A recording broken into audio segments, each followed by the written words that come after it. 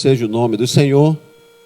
Nós estamos mais uma vez na presença de Deus, nas redes sociais, também de modo presencial, os irmãos que se encontram aqui no templo, em uma quantidade reduzida, devidamente salvaguardadas as distâncias, todas as medidas preventivas, aqui na Igreja Batista Missionária da Amazônia, em Ananindeua. Quero ratificar da necessidade, como você sabe, você que está nos ouvindo, que da necessidade de nós sustentarmos, de nós semearmos na casa do Senhor para que a obra continue. Eu quero ratificar a necessidade e também a ordenança de dízimos e ofertas à Casa do Tesouro. Você que nos acompanha, você pode e deve contribuir com a obra do Senhor. Nós estaremos logo mais às 18 horas aqui na casa de Deus, fazendo o culto de celebração, mas durante todo o dia você pode entrar em contato conosco, mandar um WhatsApp para o nosso pastor Eduardo, também para que nós possamos interagir, veio meio, hoje em dia redes sociais, os meios sociais, Pix, transferência. O que é importante é realmente nós cumprirmos os mandamentos, a ordenança do Senhor de investir, semear na obra de Deus. Então, eu convido você a fazer parte, contribuir, semear, ser um apoiador dessa obra que com certeza tem levado a palavra de Deus, tá bom? Então entre em contato conosco aí através das redes sociais para semear, para investir na obra do Senhor. E até hoje à noite, se você também puder estar conosco durante o culto de celebração, você pode trazer o seu dízimo, a sua oferta, ou fazer uma transferência, um Pix, para que realmente a obra do Senhor continue e possa se expandir, porque há muita necessidade, muitas pessoas carecendo, precisando de ouvir a palavra do Senhor. Amém, querido? Graças a Deus. Nós estaremos nesta manhã dando continuidade ao nosso estudo. Nós temos feito vários estudos a respeito das doutrinas básicas da vida cristã, e nós temos falado, já são 16 lições, essa é a 17ª lição, que nós analisamos as doutrinas básicas, princípios fundamentais para o discipulado cristão. Então, se você não conhece, você pode entrar na rede social da igreja, os outros vídeos, são 16 lições, essa é a 17ª. Nós vamos falar a respeito da batalha espiritual. Nós falamos sobre, o último estudo foi sobre a escatologia, o estudo do tempo do fim, e nós, a pedidos, nós voltamos, falamos já sobre a doutrina dos anjos, né? Estudamos sobre os anjos, demônios, e também foi pedido que eu falasse também, desse ênfase nessa questão da batalha espiritual. Pode passar. Então nós vamos tomar por base o texto que está lá em Efésios capítulo 6, versículo 10, que diz: no demais, irmãos meus, fortalecei-vos do Senhor e na força do seu poder, revestivos de toda a armadura de Deus, para que possais estar firmes contra as astutas ciladas do diabo, porque não temos que lutar contra a carne e o sangue, mas sim contra os principados, contra as potestades, contra os príncipes das trevas deste século, contra as hostes espirituais da maldade nos lugares celestiais. Portanto, tomai toda a armadura de Deus para que possais resistir no dia mau e, havendo feito tudo, ficar firmes. Estai, pois, firmes, tendo cingidos os vossos lombos com a verdade e vestida a couraça da justiça. Então essa carta do apóstolo Paulo, ele escreveu para os cristãos na cidade de Éfeso, e é uma das cartas chamadas cartas da prisão, que ele escreveu enquanto estava preso. A outra, faz parte ainda Filipenses, Colossenses e Filemão, são as cartas, 4 cartas que fazem parte dessas chamadas cartas da prisão. Nessa carta de Efésios, foi escrita durante os 2 anos em que ficou preso em Roma. Na primeira vez que ele ficou preso, ele ficou numa prisão domiciliar, mas guardado por soldados. A história nos diz que o apóstolo Paulo ficava preso a um soldado romano, Ele ficava acorrentado a um soldado da guarda pretoriana. Talvez até por isso que ele se inspirou naquele soldado, vendo ali, quando ele descreveu essa questão da armadura, né? Então, essa também foi a primeira vez que Paulo ficou preso. Na primeira vez, ele ficou preso na segunda vez, na qual ele foi executado, né? Provavelmente no ano 50, entre o ano 58 e 60, foi o período em que ele ficou preso em Roma, na primeira vez que ele ficou preso. Bem, nós podemos ver nesse texto que quando Paulo ele escreve essa carta para os cristãos da cidade de Éfeso, Paulo fala sobre várias demandas, vários direcionamentos na carta de Efésios, e no final dessa carta, ele vai enfatizar as dificuldades, as lutas para que aqueles novos cristãos, eles pudessem colocar em prática o que Paulo havia demandado a eles. Então, Paulo, nesse texto final da sua carta aos cristãos, ele fala desse assunto, tanto é que ele fala no demais, ou seja, ele, depois de ter falado tudo que ele falou, agora ele traz uma ênfase para as lutas, as dificuldades, os impedimentos que aqueles cristãos teriam para colocar em prática o que ele havia ensinado. E Paulo vai falar desse contexto espiritual, dessa ênfase espiritual que faz oposição a que Paulo havia ensinado a eles. Por isso que ele diz: no demais, irmãos meus, fortalecei-vos no Senhor e na força do seu poder.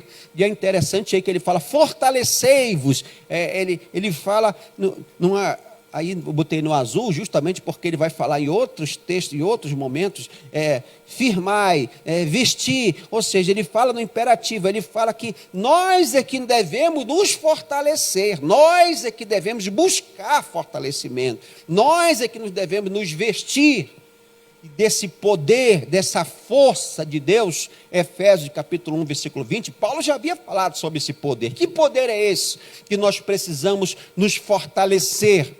Efésios 1, 20, ele diz que manifestou em Cristo, ressuscitando dentre os mortos e pondo à sua direita nos céus, acima de todo principado e poder e potestade e domínio e todo nome que se nomeia, não só nesse século, mas também no vindouro, e sujeitou todas as coisas a seus pés, e sobre todas as coisas o constituiu como cabeça da igreja.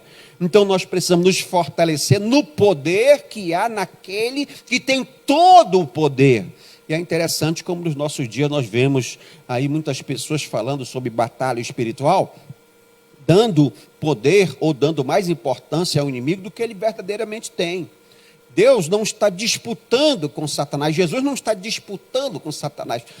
O Senhor Jesus, ele é todo poderoso, ele tem todo o poder. Então, tudo que Satanás faz e as hostes espirituais da maldade estão submissas, estão debaixo da autoridade que há no Senhor. Então, ele só age pela permissão quando Deus permite que ele haja. Então, não há uma batalha sendo travada. Satanás não é um Deus, ele é um anjo caído. Então, aí o texto diz: vos fortalecei-vos no Senhor e na força do seu poder, entendendo que Deus é todo poderoso, de que ele tem todo o poder. E o apóstolo Paulo falando sobre isso, nós precisamos entender que esse poder, para que nós possamos enfrentar essas lutas, vem de Deus, não de nós. Nós não temos poder, nós não temos forças para enfrentar essas forças espirituais. Nós precisamos nos fortalecer em Deus, buscar essa capacitação em Deus, buscar esse poder que Jesus é o cabeça da igreja, aquele que está sentado nas regiões celestiais e tem todo o poder, e ele delegou autoridade para a igreja, e nós precisamos nos apropriar desse poder que vem de Deus, não de nós, da nossa força, da nossa inteligência, da nossa estratégia. Nós não temos condições de fazer isso. A promessa que Deus falou para Jeová, lá em Josué, capítulo 1, versículo 9, diz: esforça-te, tem bom ânimo, não pasmes, nem te espantes, porque o Senhor teu Deus é contigo, para onde quer que andares. Deus é conosco, Deus ele está disponível, o Senhor está conosco, e eu tenho que me apropriar dessa disponibilidade, dessa presença do Senhor. Quando alguém aceita Jesus Cristo, ele passa a receber do Senhor. A Bíblia diz lá em Salmos, capítulo 34, versículo 7, o anjo do Senhor acampa ao redor daqueles que temem a Deus e os livra. Então, eu posso contar, aqueles que temem a Deus, pode contar com a ajuda sobrenatural, um poder sobrenatural para nos livrar. Não somos nós que nos livramos. Não é a nossa sabedoria, não é o nosso poder, não temos poder para isso. Então, Paulo fala para eles, revesti-vos. É você que tem que buscar esse revestimento. É você que tem que buscar se apropriar, tomar posse desse poder. O poder foi disponibilizado. Atos 1:8. Recebereis poder ao descer sobre vós o Espírito Santo e sereis minhas testemunhas. Então o Senhor Jesus morreu na cruz. Ele diz que você receberá um poder. Está disponibilizado esse poder, mas você precisa buscar esse poder.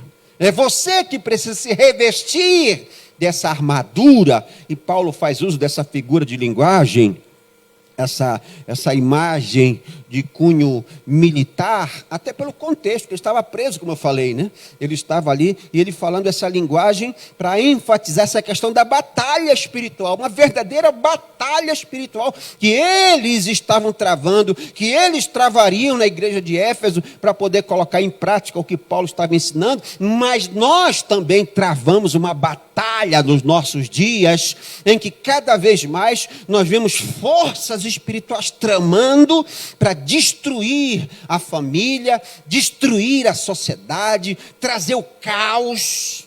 E nós vemos todo esse contexto espiritual, e às vezes a pessoa se assusta, meu Deus, como é que isso pode acontecer? Existe uma guerra sendo travada.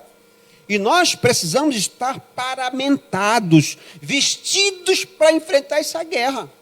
Nós não podemos estar aí simplesmente desatentos. Não, nós precisamos entender o contexto espiritual que nós estamos vivenciando. E Paulo diz, se revista dessa armadura, mas ele enfatiza de toda a armadura. Não são partes, nós não podemos simplesmente ter algumas falhas. Uma armadura, ela não pode deixar... Cada elemento tem sua função para proteger uma parte do corpo. Se alguma parte ficasse desprotegida, seria ali a brecha para que o inimigo pudesse atingir, até matar o guerreiro. Então ele diz de toda a armadura, trazendo essa ênfase. E ele fala o porquê que nós precisamos buscar essa armadura, essa proteção, esse revestimento. Lá continuando em Efésios 11, na parte B do versículo, ele diz, você precisa se revestir para que possa estar firmes contra as astutas ciladas do diabo. E aí no original, essa ciladas fala de método, plano, estratagema. O inimigo conhece a nossa vida. Provavelmente depois de Deus, quem conhece mais você é Satanás e as forças espirituais da maldade. Ele conhece as nossas fraquezas, ele conhece as nossas debilidades, e ele planeja, ele elabora planos para nos derrubar, para nos enfraquecer. Então, nós precisamos revestir para que nós possamos resistir, ficar firme diante das astutas ciladas, os planos que esse inimigo da nossa alma, esse ser, essa persona espiritual, ela trama, ela elabora para destruir a nossa fé. Então a figura é um soldado, é interessante aí que está falando, quando nós falamos de batalha espiritual, e nós vemos muitas vezes a ênfase de enfrentar, de guerrear, de saquear o inferno. Mas aqui o contexto aqui fala de um soldado que está num terreno conquistado e que ele está sofrendo ataque, e Paulo diz que nós temos que resistir. Então isso fala que Deus já nos deu a vitória. Nós não precisamos ir para conquistar a vitória. Nós já recebemos a vitória. por intermédio de Jesus Cristo lá na cruz. Agora o que nós temos é que manter, resistir o contra-ataque do inimigo. Essa ênfase de ficar firme, resistir, nenhum momento esse texto fala de ir ao ataque, ir adiante para conquistar, porque a vitória já nos foi dada por intermédio de Jesus. Amém? E o que nós precisamos é resistir ao contra-ataque. Quando ele fala ficar, ele diz no versículo 11, no versículo 13, o mesmo verbo, ficar firme e permanecer inabaláveis, fala justamente dessa questão, de um soldado que assume um posto de vigia, aquele que sustenta uma situação crítica durante uma batalha. Então é o apóstolo Paulo falando para eles que a vitória já foi dada, mas nós temos que entender que o inimigo não vai ficar satisfeito, ele vai contra-atacar, ele vai vir contra, e nós precisamos ficar firmes para resistir às investidas do mal. E Paulo fala a respeito desse contexto espiritual, a respeito de quem é o nosso inimigo verdadeiro. Com quem nós estamos lutando? Ele fala no versículo 12, na parte A, porque não temos que lutar contra a carne e o sangue. Então a nossa luta não é contra as pessoas, né? E ele fala, a nossa batalha é no contexto espiritual. Existem certas situações que nós não entendemos por que está acontecendo. Existe um contexto espiritual, e que eu preciso estar atento, porque essa pessoa está agindo assim. Muitas vezes o inimigo usa as pessoas para nos atingir através de uma estratégia, de uma armadilha, porque conhece nossos pontos fracos, ele conhece as nossas debilidades, então ele vai usar quem ele puder, a estratégia que ele puder, para que nós possamos vir a desistir, sufragar, enfraquecer. Entendeu? Então, nós temos que entender que o nosso problema não são as pessoas, mas sim o que está por trás dessas pessoas, o que está por trás dessa armadilha. Pode passar.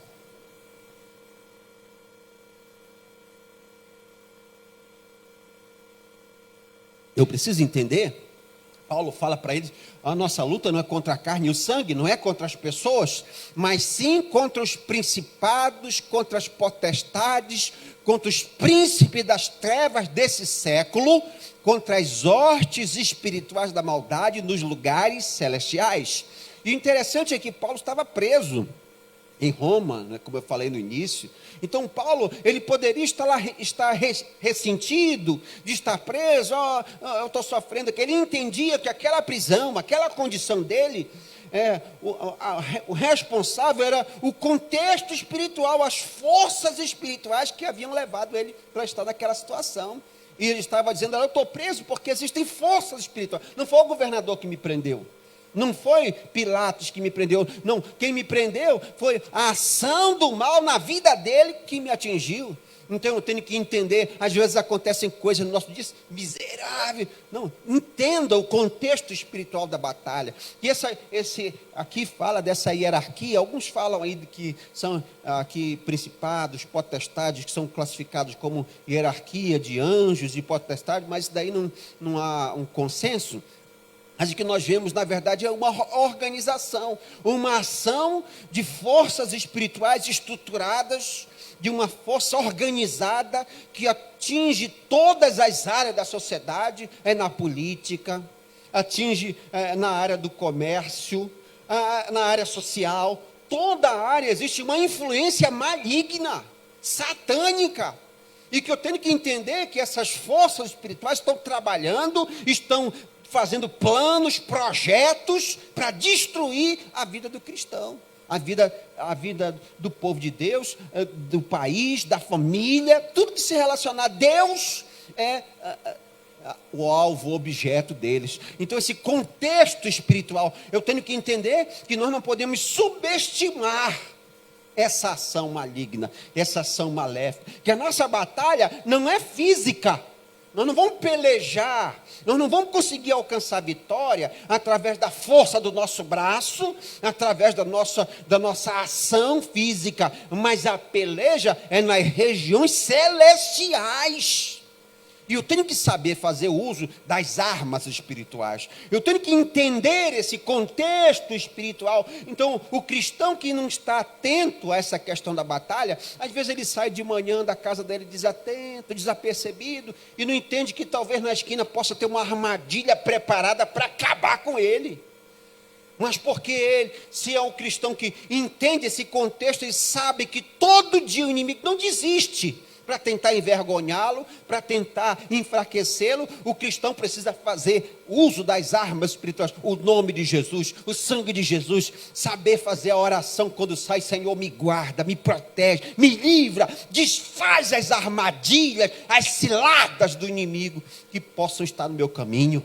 Você entende? Então esse contexto espiritual é o entendimento de não subestimar o inimigo. Sozinho nós não podemos vencê-los, mas somente com uma ajuda sobrenatural nós podemos prevalecer.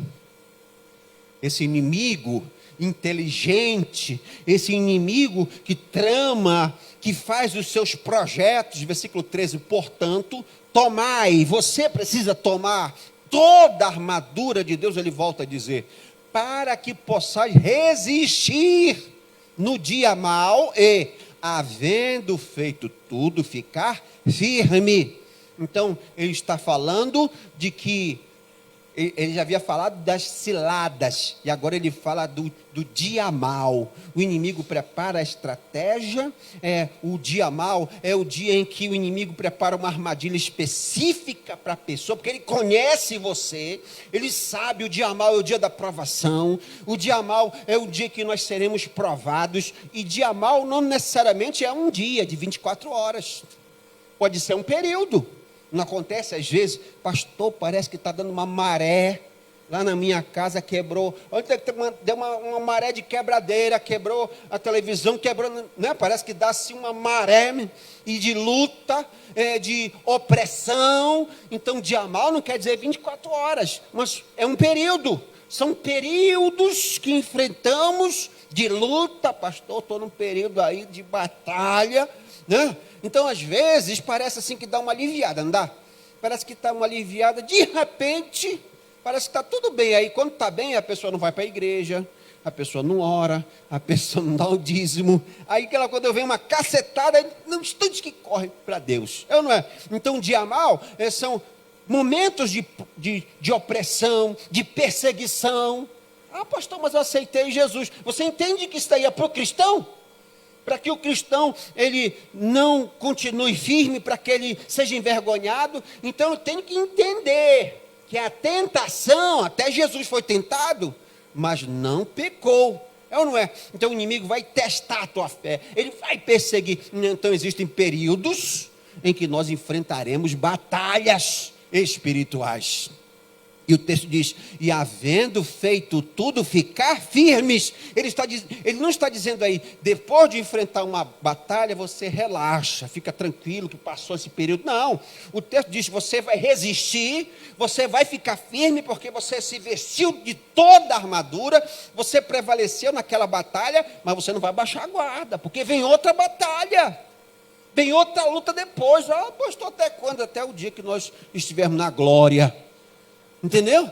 Até o dia que nós estivermos na glória. Enquanto nós estivermos aqui, nós estamos em guerra. E é por isso que, depois de haver feito tudo, ficar firme. Então, depois de resistir, continue firme. Ciente de que você passou por essa batalha, mas a guerra não acabou. O texto diz lá em Lucas 4,13, e acabando o diabo toda a tentação, ausentou-se dele por algum tempo. Isso foi quando Jesus estava no deserto, né? Então ausentou-se por algum tempo, enfatizando de que ele não desistiu, mas depois ele voltaria à carga. Então é um soldado que sofre uma investida, resiste, o inimigo vai, retorna, mas ele está ciente, não, ele vai voltar, ele vai contra-atacar. Então eu preciso continuar firme, essa postura do cristão. E eu preciso saber fazer uso das armas espirituais. Paulo já havia falado nisso, segundo aos Coríntios 10, versículo 4. Porque as armas da nossa milícia não são carnais, e sim poderosas em Deus para destruir fortalezas, anulando o sofismo, Sofismas e toda altivez que se levante contra o pensamento, a obediência de Deus. Que são sofismas? São ideias, né? A mentira, o engano. Então Paulo, fazendo uso dessa linguagem militar, dessa metáfora, ele fala das armas espirituais. E nós precisamos saber fazer uso dessas armas espirituais. E Paulo começa a falar, detalhar os componentes dessa armadura, e ele fala sobre o primeiro componente, o cinturão da verdade. Estai, pois, firmes, tendo cingido os vossos lombos com a verdade. Pode passar.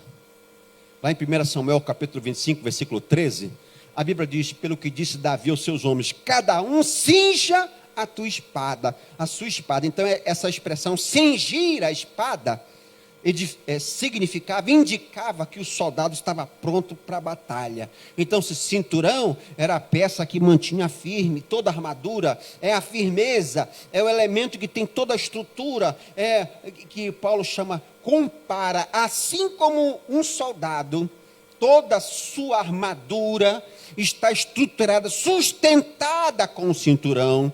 O cristão também, na batalha espiritual que ele enfrenta, ele tem que estruturar a vida dele na verdade.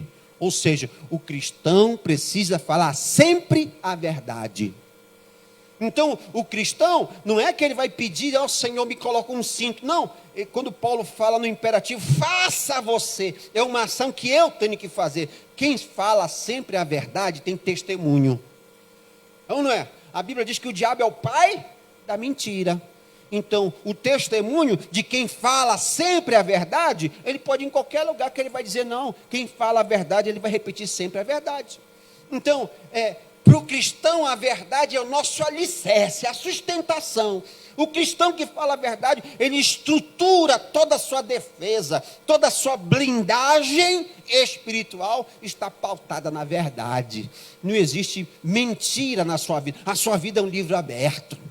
1 João capítulo 1, versículo 7, a Bíblia diz, se andarmos na luz, como Ele na luz está, temos comunhão uns com os outros, e o sangue de Jesus Cristo nos purifica de todo pecado. Se andarmos na luz, quer dizer, não tem nada escondido, não tem nada na penumbra, na sombra, na escuridão. A minha vida tem luz, eu vivo em verdade. Então essa estrutura, essa condição de testemunho de falar a verdade, faz com que você tenha autoridade para enfrentar as trevas. Estrutura a sua batalha espiritual. Essa verdade tem a ver com integridade, autenticidade, honestidade.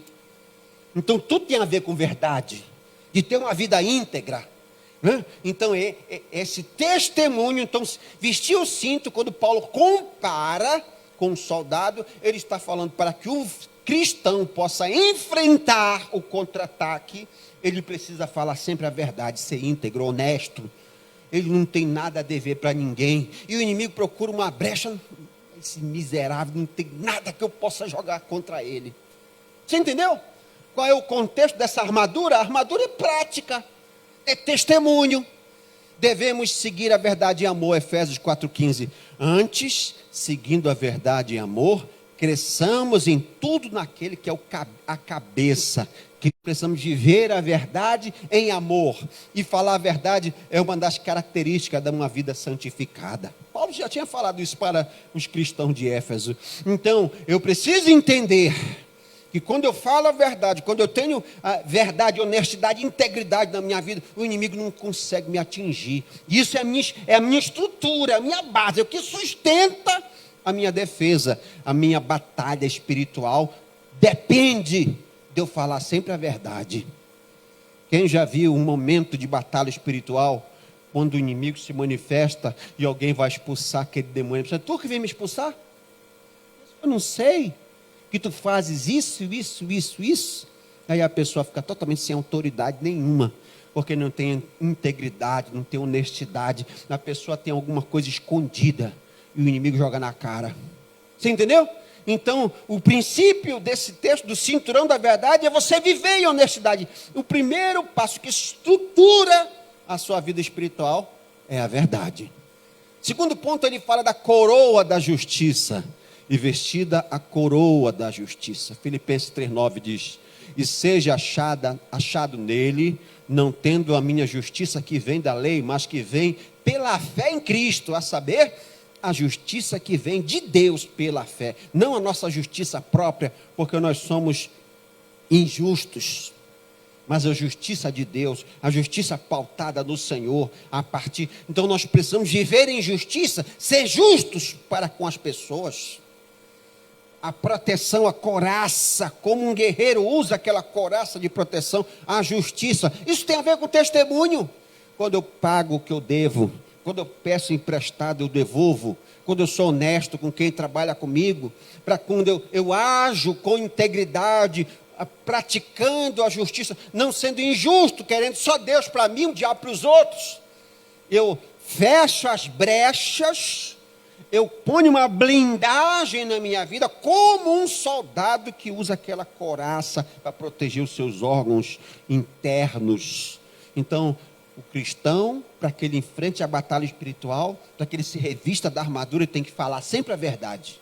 Ele tem que agir com justiça, em tudo que ele fizer. Terceiro ponto, os calçados, versículo 15. E calçados os pés na preparação do evangelho da paz. Isaías 52, versículo 7, a Bíblia diz: que formosos são sobre os montes os pés do que anuncia as boas novas, que faz ouvir a paz, que anuncia coisas boas, que faz ouvir a salvação, que diz a Sião: o teu Deus reina. Então, o servo do Senhor, para que ele tenha testemunho, para que ele tenha sustentação na sua batalha espiritual, ele precisa estar sempre pregando, ele precisa ser um testemunho vivo. Santo Agostinho falou: pregue a palavra, se possível, se preciso, use palavras. Na nossa vida é uma pregação. Então o servo do Senhor, ele não é um agente secreto do reino, onde ele está instalado. Ele precisa ser um pregador da palavra. Você está falando, essa sandália fala de alguém que está sempre, ele tem testemunho, ele tem vida, e ele está disposto sempre a falar dessas coisas, de pregar o evangelho. Então são 3 itens da armadura que são práticos. Falar sempre a verdade, agir sempre com justiça, ser um propagador da palavra de Deus, quer através de palavras ou através da nossa vida. Nós estamos pregando com as nossas atitudes, sim ou não? Nós estamos pregando com o que nós decidimos, as nossas reações diante das lutas, das dificuldades. Às vezes a pessoa olha, mas aquele homem, aquela mulher, olha, eu vejo nele Deus naquele. Nunca vi esse homem se aborrecendo, eu nunca vi esse homem tratando ninguém mal, eu sempre vejo essa pessoa feliz, essa mulher cantando. Olha, um Deus assim eu quero também. Um cristão igual a esse eu quero ser. Então a nossa vida nós pregamos através de quem nós somos. Pregar não precisa de teologia. Não precisa fazer um curso de teologia para pregar o evangelho, para ser um propagador, para calçar as sandálias da propagação do evangelho da paz. Basta você viver, basta você falar o que Deus fez na sua vida. Olha, sabe quem eu era? Não, você não sabe quem eu era. A maior pregação é vida, sim ou não? Porque as pessoas estão cansadas de ouvir teoria, teologia. As pessoas querem ver vida, as pessoas querem ver transformação, é ou não é? Então é isso que faz com que as pessoas possam mudar, quando elas veem na prática o amor sendo praticado. Falar é fácil falar, difícil é viver. Paulo fala ainda, o outro item é o escudo da fé, tomando, sobretudo, o escudo da fé, com o qual podereis apagar todos os dardos inflamados do maligno. Pode passar. Esse escudo da fé, lá em Salmos, capítulo 3, versículo 2, a Bíblia diz: muitos são os que dizem de mim, não há socorro para ele em Deus, mas tu, Senhor, és um escudo ao redor de mim, a minha glória e aquele que exulta a minha cabeça. Então, o salmista e Paulo também fala desse escudo, o escudo da fé. Ele coloca, assim como o soldado fazia uso do escudo para se defender dos dardos inflamados, das setas pegando fogo, que era lançado contra o soldado, eles se cobriam, eles se fechavam. Assim o servo de Deus usa a espada, o escudo, para debelar, para rebater os dardos inflamados que o inimigo lança. E esses dardos inflamados, eles têm o objetivo de atingir nossa mente, nosso coração, nossa motivação. São mentiras, pensamentos blasfemos, pensamento de ódio contra os outros, dúvidas, desejos. Então é aquele pensamento que vem do nada, dá-lhe logo um soco na cara dele. Não é? É de repente que vem aquele, meu Deus do céu, de onde vem aquele pensamento? São os dardos inflamados do inimigo, que ele tenta lançar contra nós, e nós precisamos ter a fé como escudo, os sofismas, os enganos que o inimigo joga. Nós precisamos, a nossa fé é firme o suficiente para dizer, aqui não, eu sei quem eu sou em Cristo Jesus. Então esse escudo, ele precisava cobrir todo o corpo do soldado. Pastor, como é que eu faço para aumentar a minha fé? Romanos 10:17. A fé vem pelo ouvir e ouvir da palavra de Deus.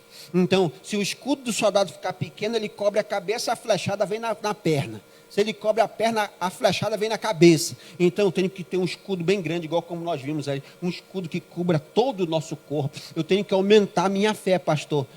A fé vem pelo ouvir. O tamanho do seu escudo é diretamente proporcional ao conhecimento da palavra de Deus que você tem. O tamanho da sua fé é tão grande quanto você conhece a palavra. Se você conhece a palavra de Deus pouco, o seu escudo é pequenino, o seu escudinho é pequenininho, vai ser flechado, tudo quanto é lado, e você não vai se proteger. Então, pastor, eu tenho que aumentar a minha fé. Então, estuda a palavra de Deus. Então, lê a palavra de Deus. Busca conhecimento da palavra de Deus, você vai ter fé. O seu escudo vai ser grande. Aonde jogar, a gente, opa, aqui não, eu tenho minha fé, é forte, é grande, é robusta. Você entende a figura de linguagem? Então, a fé é como escudo para se defender das tentações, das armadilhas que o inimigo lança contra mim. Então, eu tenho que tomar uma atitude. Eu tenho que buscar fortalecer, fazer aumentar esse escudo. E aqui, através do conhecimento da palavra de Deus. Paulo fala sobre o capacete da salvação. Tomai também o capacete da salvação e a espada do Espírito, que é a palavra de Deus. 1 Tessalonicenses capítulo 5, versículo 8, a Bíblia diz: mas nós, porque somos do dia, sejamos sóbrios, vestindo-nos da couraça da fé e do amor, e tendo por capacete a esperança da salvação. Então a nossa mente, ela é o campo de batalha, onde o inimigo lança os pensamentos, onde nós tomamos as decisões, onde existe todo o campo de batalha na nossa mente, que o inimigo tenta semear dúvida, confusão, mentira. A certeza da salvação é como um capacete. Quem tem a certeza da salvação é como um soldado que colocava o capacete para proteger a sua cabeça. Então a certeza, quem não tem a certeza da salvação, ele está sujeito às dúvidas. Será que eu vou para o céu? Ah, meu Deus do céu, me aborreci com a mulher, com a minha esposa, será que eu vou para o céu? Então essa falta dessa convicção, dessa certeza de quem é, de como se vai para o céu, faz com que a pessoa seja insegura, suscetível aos ataques do inimigo. O que me leva para o céu? São as minhas obras? Não. A Bíblia diz, lá em Efésios 2:8, pela graça sois salvos, mediante a fé. Isso não vem de vós, é dom de Deus, não de obras, para que ninguém se vanglorie. Então, não é pelo que eu faço, mas eu sou salvo mediante a fé. Fé em quem? Em Jesus Cristo. Mateus 5:24, em verdade vos digo, quem ouve a minha palavra e crê naquele que me enviou, tem a vida eterna e não passará em condenação. Já passou da morte para a vida, tem a vida eterna. Então essa convicção, essa certeza da salvação, quem vai para o céu é por intermédio da fé em Jesus Cristo, é como um capacete na minha cabeça. O inimigo pode lançar os pensamentos, as dúvidas. Eu tenho certeza de quem eu sou, para onde eu vou, e eu vou para o céu de Cristo. Dá uma oferta de palmas ao Senhor, aleluia! É como uma proteção na minha mente. Eu tenho convicção, eu tenho certeza. Paulo fala ainda sobre a espada do Espírito, e essa espada é uma arma de ataque ou de contra-ataque, utilizada pelo guerreiro para o combate. Naquele tempo, um dos itens da armadura do soldado é a espada. O próprio Jesus, quando foi tentado no deserto, ele se utilizou da palavra de Deus. O inimigo veio e Jesus contra-atacou usando a palavra de Deus. 2 Timóteo 2,15, a Bíblia diz: procura apresentar-te diante de Deus como obreiro aprovado, que não tem do que se envergonhar, que manuseia bem a palavra da verdade, como um espadachim, como um médico cirurgião que usa o seu bisturi com a destreza. Então procura apresentar-te como obreiro aprovado, que manuseia, que maneja a palavra da verdade. Então a espada, como um espadachim, precisa saber. Na batalha eu tenho que saber onde é que está o texto tal. Só consegue isso, ser um obreiro aprovado, que manuseia bem quem lê. Você imagina se você está no aconselhamento, a pessoa: pastor, fulano, me ajuda. E você: olha, eu vou te falar, tem um texto, não me lembro agora. Oh, meu Deus do céu. Você vai perder a oportunidade de ser usado nas mãos de Deus. Não é? Porque o cristão, quando ele vai falar uma coisa, ele diz: olha, fulano, eu acho isso. Quando você diz eu acho, é uma coisa. Quando você diz a Bíblia diz, quando você cita a palavra de Deus, você está dando oportunidade para que o Espírito Santo de Deus toque naquela vida, porque a Bíblia diz que ela não volta vazia. Então, para que eu possa dar munição, vamos dizer assim, para o Espírito Santo, para que eu seja usado nas mãos do Espírito Santo, eu tenho que ler a Bíblia. O Espírito Santo não vai colocar versículo na minha cabeça, ele vai me fazer lembrar toda a verdade. Então cabe a mim me empenhar, me dedicar. Eu quero ser usado nas mãos do Senhor, e eu tenho que saber manusear bem a palavra da verdade. Eu preciso saber como usar essa arma poderosa. Lá em Hebreus capítulo 4, versículo 12, a Bíblia diz: porque a palavra de Deus é viva e eficaz, e mais cortante do que qualquer espada de 2 gumes, e penetra até a divisão de alma e espírito, e de juntas e medulas, e é apta para discernir os pensamentos e intenções do coração. Olha o poder que há na palavra de Deus. Então eu preciso me empenhar, o obreiro, aquele que entende o contexto da batalha. Como é que eu vou para uma batalha se eu não sei usar a arma? Como é que eu entro numa guerra se eu não sei engatilhar a minha arma? Eu tenho que saber fazer uso da palavra de Deus, que é a espada do Espírito, é a arma de contra-ataque. Paulo, falando para eles, fala dessa armadura, mas ele fala também sobre a necessidade de dar manutenção nessa armadura, que ela continue. E Paulo fala sobre oração, versículo 18: orando em todo tempo, com toda oração e súplica no Espírito. Então eu preciso falar a verdade, eu preciso agir com justiça, eu preciso pregar a palavra de Deus, eu preciso tomar o capacete da salvação, a convicção, a certeza da salvação. Eu preciso saber fazer uso da espada do Espírito, saber manusear o Espírito, do escudo da fé. Eu tenho que fortalecer a minha fé, mas acima de tudo eu tenho que orar. São atitudes que eu tenho que fazer, dentre elas, orar sem cessar. 1 Tessalonicenses 5,17. Atos 12,5, a Bíblia diz: Pedro, pois, era guardado na prisão, mas a igreja fazia contínua oração por ele a Deus. Então é a batalha espiritual travada nas regiões celestiais. Eu preciso orar mais. Alguém já disse que muita oração, muito poder. Pouca oração, pouco poder. Nenhuma oração, nenhum poder. Então eu preciso me autoavaliar nessa batalha e entender que existem forças espirituais. Ah, pastor, será que é por isso que não está acontecendo isso comigo? Você não entende o contexto espiritual? Isso não é por acaso, não. Existem seres invisíveis que estão ao nosso redor, que te odeiam, que quer destruir tua família, tua casa. Existem forças poderosas que querem acabar com você.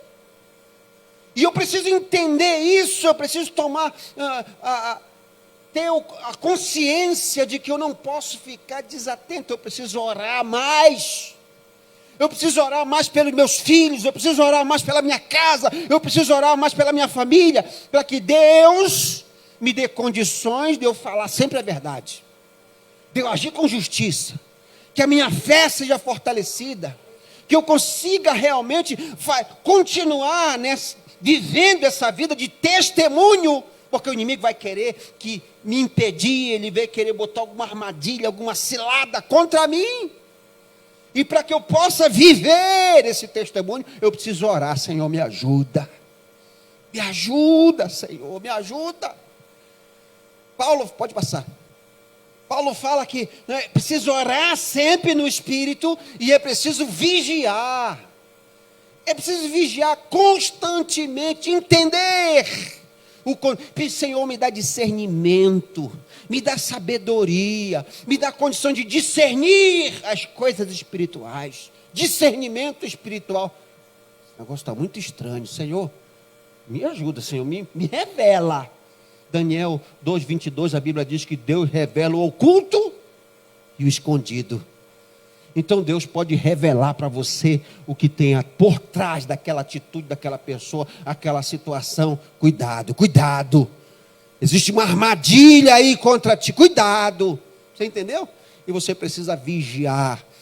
Lá em Neemias 4:9 a Bíblia diz: porém nós oramos ao nosso Deus e pusemos uma guarda contra eles de dia e de noite por causa deles. O inimigo que queria se infiltrar, queria trazer armadilha, nós oramos a Deus. Não, nós estamos de guarda. Que história é essa? Não, o que você está vendo? Que site é esse, meu filho? Não, calma lá, né? Isso daí não é de Deus, não. Tem que vigiar sempre, porque o inimigo, as astutas ciladas do inimigo, elas vão se infiltrando. Aí daqui a pouco, quando você vê, já era. Já se infiltrou, já semeou o mal, já levou discórdia, confusão, não sei o que aconteceu. Você não vigiou. Você não entendeu o contexto espiritual.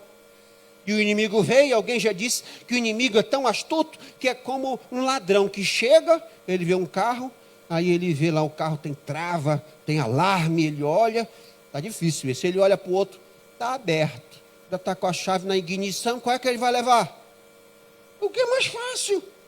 Então, se o cristão não entende, é como aquele carro que está aberto com a chave da ignição. Pode levar, rouba, me rouba, pedindo para ser roubado. É ou não é? Marcos 13:33, olhai, vigiai e orai, porque não sabeis quando chegará o tempo. E Mateus 17:21, mas esta casta de demônios não se expulsa, senão pela oração e jejum. De entender, de me preparar, de entender esse contexto de oração. Existem castas, existem forças, existe um contexto espiritual, e eu tenho que estar atento a isso.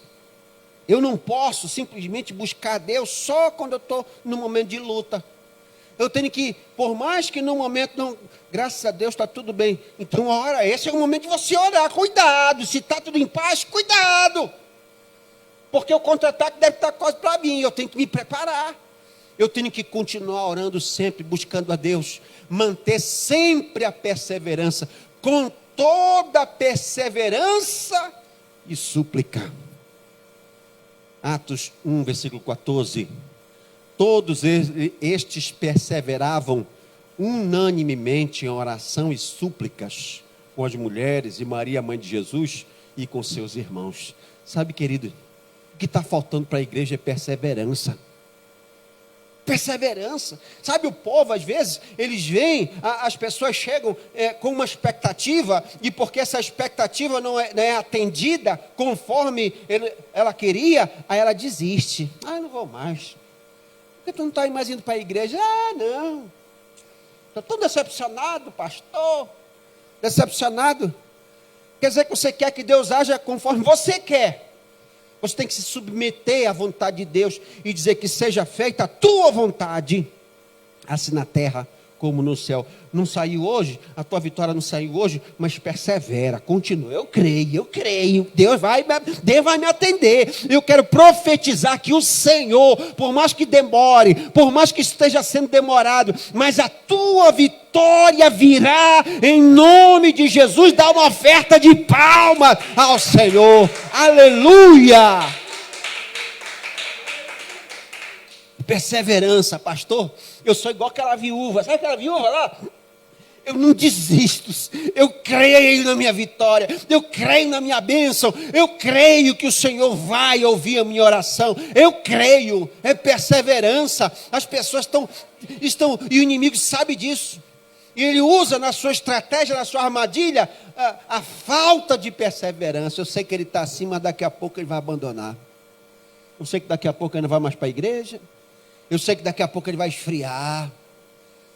O inimigo sabe das nossas fraquezas. E nós precisamos dizer: Senhor, me ajuda, me transforma, tira isso de mim, me motiva. Coloca o teu sobrenatural, como aconteceu com os discípulos que estavam amedrontados, acabrunhados, com medo de morrer.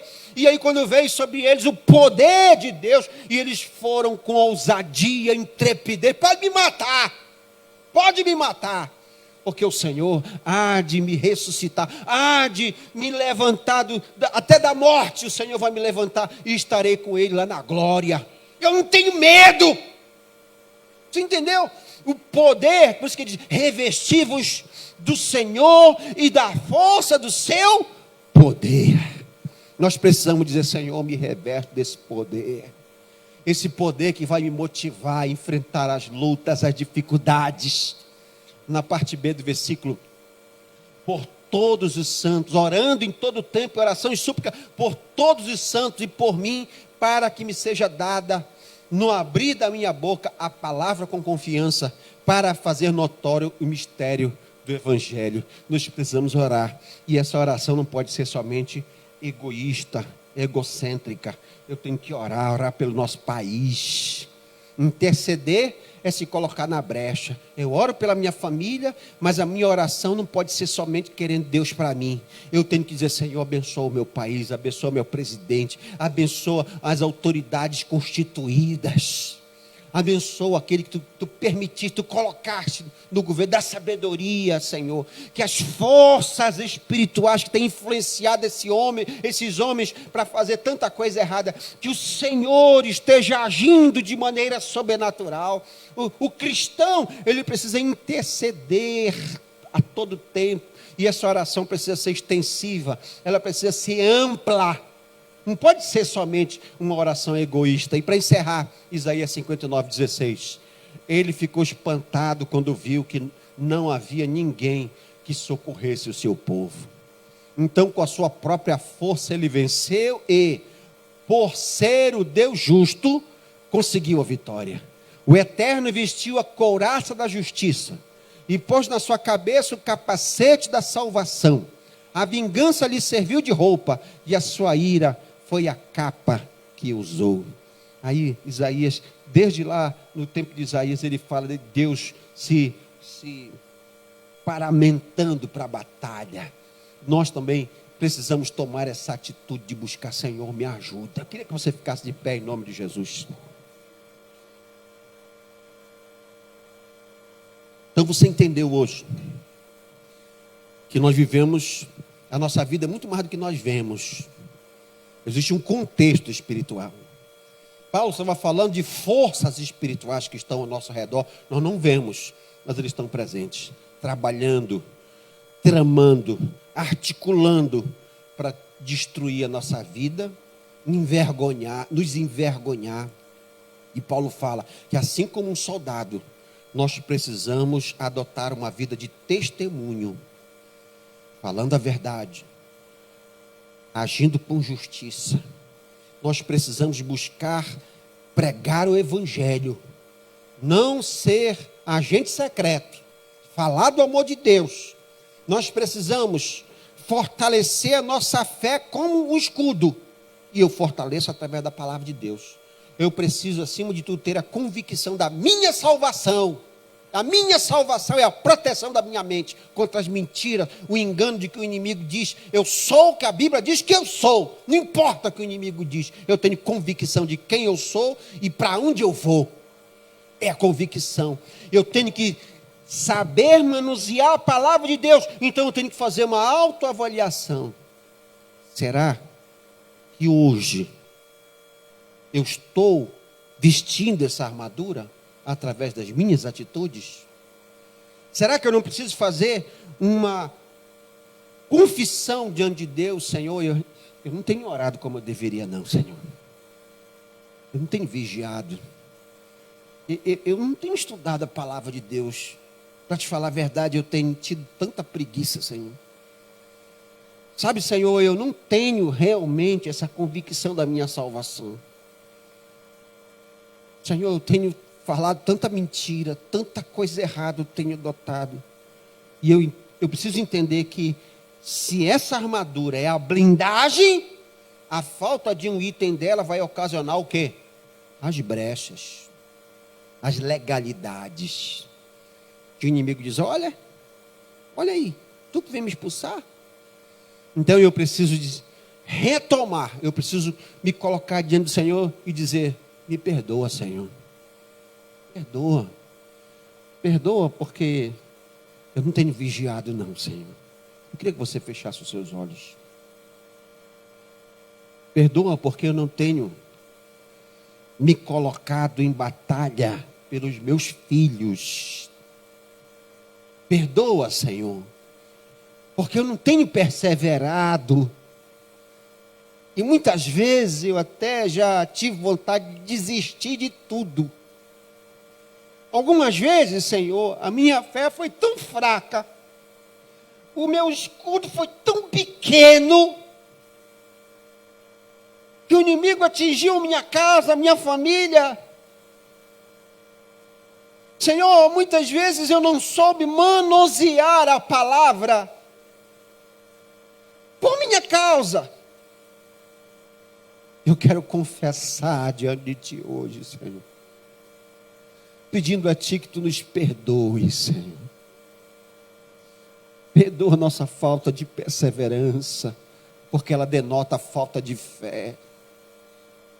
Perdoa, Senhor, quando por conta do nosso conforto, a nossa zona de conforto, muitas vezes nós deixamos de Te buscar, de ir para a Tua igreja, de fazer as Tuas coisas, que nós sabemos que devíamos fazer, mas nós não fizemos. E nós demos brecha para o inimigo. Perdoa, Senhor. Em nome de Jesus. Tu sabes o que cada pessoa que está ouvindo essa ministração está enfrentando. As ciladas, as armadilhas que foram preparadas. Tu sabes o dia mal que cada um está enfrentando. E esse dia mal pode ser uma enfermidade. Pode ser uma crise financeira, crise no sentido sentimental, espiritual. Tu conheces as batalhas que cada um está enfrentando nesta manhã.